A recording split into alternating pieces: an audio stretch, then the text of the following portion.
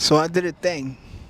This thing that I did, I wouldn't say it scared me, but it prepared me for what I was gonna endure and what I had to endure. I firmly believe in that. And I just feel like it's my time. I feel like it's always been my time. But more than just a feeling, it's a knowing. So I did a thing. And this thing is simple, but it's more powerful upon retrospect. I know if you're wondering what that thing is that I did, it was set goals. Write them down and follow through. Let's get into it. So approximately about a year ago, this time, I set some goals. And these goals that I set, I wrote them down and I placed them in my subconscious. And once I placed them in my subconscious, I left it alone. And I allowed my subconscious to continue to act. What I noticed was the power of manifestation. What a wonderful power that is. Also, sometimes when you have goals, you can find yourself in the confinements of complacency. And truthfully, that's something I've dealt with myself. When I set my goals, I had no intent on when they were to come to fruition. All I knew is that they would. When you know you want to do something, it's easy to do it.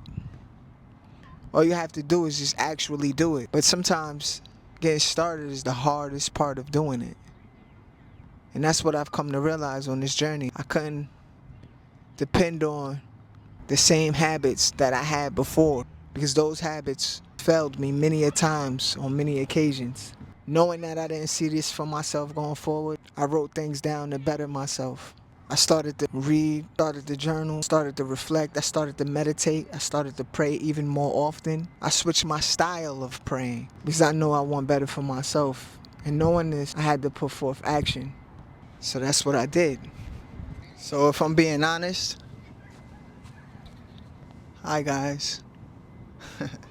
If I'm being honest, I can't say I didn't have any fears, because then that wouldn't be true. I did have fears for these goals because I set these goals so high.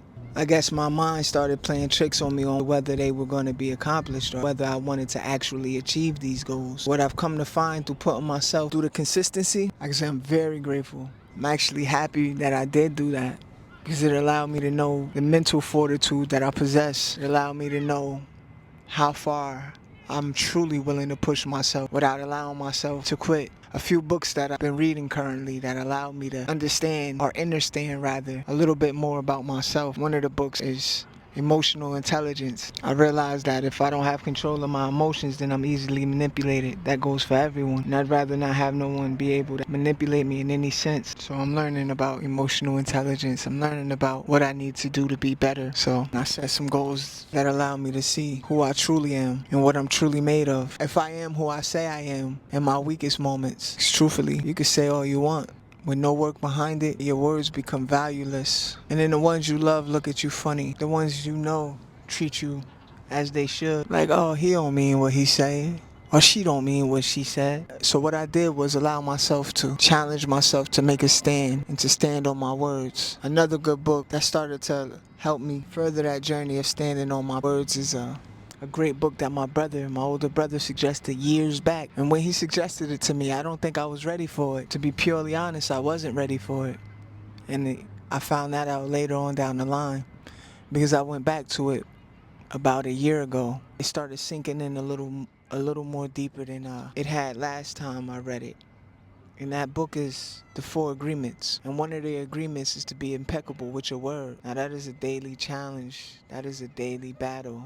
To be impeccable with your word is something that is a true battle of consistency. The only way that I was able to stay consistent with my word was being disciplined and cutting things out of my life that I know I didn't need. And what I noticed was once I stopped doing the things that I wanted to so-called do, quote unquote, everything worked out for me. I started to realize those things were no more than habits, mere habits. And in order to change a habit, you must replace it.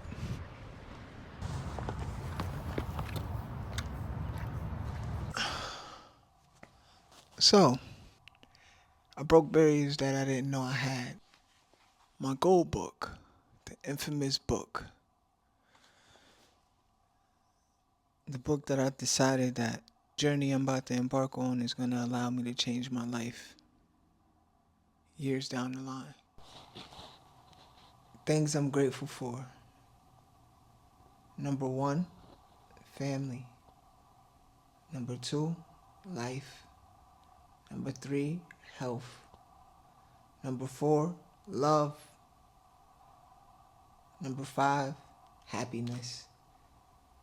This is no particular order. It's whatever order you guys, you know. Then I wrote a little excerpt. It says, sometimes life grants us challenges that we must overcome. However, not to forget, through said adversities, we must carry forward. See.